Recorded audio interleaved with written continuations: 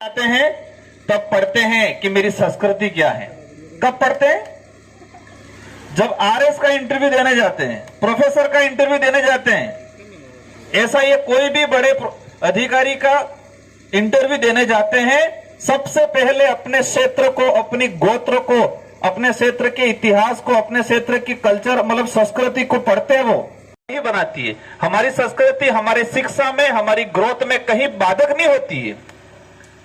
हमारी संस्कृति जो है, हमारी मातृभाषा है, हमारे विकास में कहीं पर भी बाधक नहीं होती है। आपको बड़ा बनने में आपकी संस्कृति सहयोग करेगी, कभी भी बाधक नहीं बनेगी। लेकिन आज तक ये माहौल बना रखा था कि आदिवासी कल्चर में नाचतम, बोलतम में, गातम में, ओ आहतम।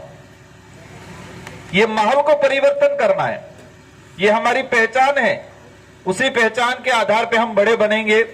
इन्हीं शब्दों के साथ मैं शिक्षा के क्षेत्र में, हालांकि हमारे तीनों संचालक महोदय ऊर्जावान जुझारू हैं, उन्होंने बारी बारी से मोटिवेशन करने वाले वक्तव्य दिए, जहां मौका मिला उनको बने। वो उनसे कभी चर्चा करना उनके जीवन को लेके कि कितना संघर्ष किया है, पीछे नहीं हटे। पर मेरा किस्मत यहां लिखा था, इसलिए मेरा रीट में सिलेक्शन वेटिंग लिस्ट में हुआ। तब तक मैं एमएलए बन गया था और फर्स्ट लिस्ट में हो जाता तो स्कूल में आज डंडा लेके कहीं के बच्चों के पीछे होता। कहीं का लिखा था, 3 बार ये मेरे साथ हुआ। 3 से 4 जॉबों में ये हुआ कि मैं कहीं न कहीं किस्मत से रह गया, क्योंकि किस्मत कहीं न कहीं यहां लिखी थी, आपके बीच में लिखा था मुझे। तो पढ़ाई में कई बार ये माहौल बनता है, स्कूल में जाते हैं, कॉलेज में जाते हैं कि ये संगठन से जुड़ जाएंगे बच्चे बिगड़ जाएंगे। क्या बोलते हैं कि कॉलेज राजनीतिक में बच्ची पढ़ जाएगी तो बच्चा बिगड़ जाएगी, बच्चे बिगड़ जाएगी। ऐसा नहीं होता है। हम कॉलेज राजनीतिक में रहे, फर्स्ट क्लास डिवीजन बनाया, अच्छे नंबर लाए। और कई बच्चे ऐसे देखे जो आते कॉलेज में आते वापस चले जाते, एग्जाम देने आते और वो आज अधिकारी भी बन गए। लेकिन अगर उनको कहो 5 मिनट अपना परफॉर्मेंस दे, कोई बात बोल, तो वो बोल नहीं पाते।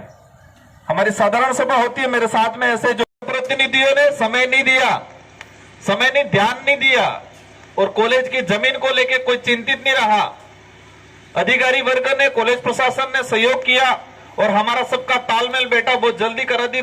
जमीन का अलॉटमेंट कराने के बाद सैंक्शन भी ले आए और आज कॉलेज का काम चल रहा है और इसको मई, जून, जुलाई आपके नए सत्र से पहले कॉलेज में शुरू कराने की पूरी कोशिश रहेगी। हमारे वहां पर कुछ फर्नीचर की आप चिंता मत करो, तब लगभग मैं करवा दूंगा। जहां शिफ्ट होगा तब उसी दौरान मैं कराने की पूरी कोशिश करूंगा।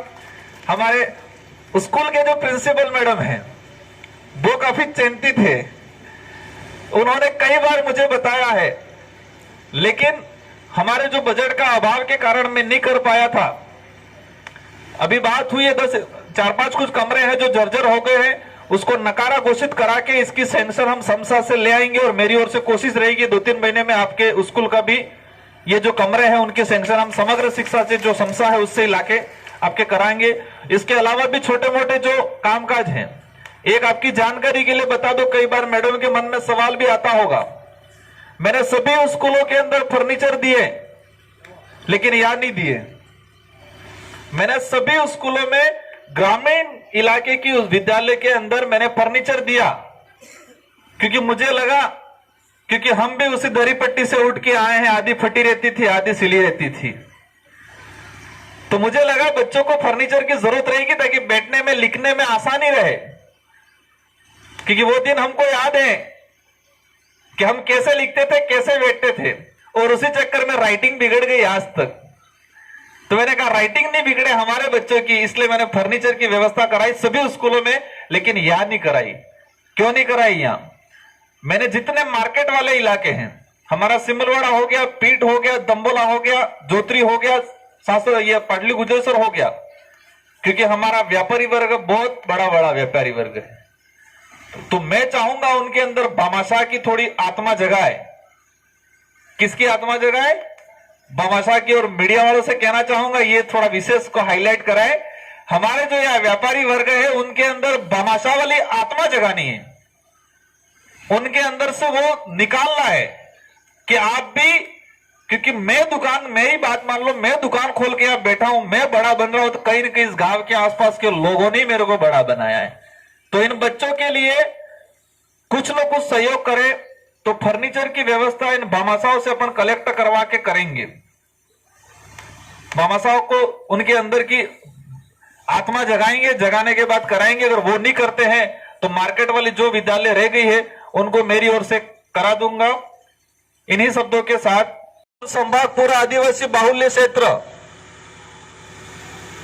राजस्थान के अंदर सबसे ज्यादा अति कुपोषित इलाका है और सरकार इसके लिए पोषाहार देती है। पोषाहार ने पशु आहार न्यूज भी लगी थी, क्योंकि लोग पशुओं को खिलाते, बेचारे मीडिया वालों को भी डराते वो अधिकारी ने, नेता, तो ये भी बराबर छापते नहीं है वाले, फिर जयपुर से बुलाना पड़ा।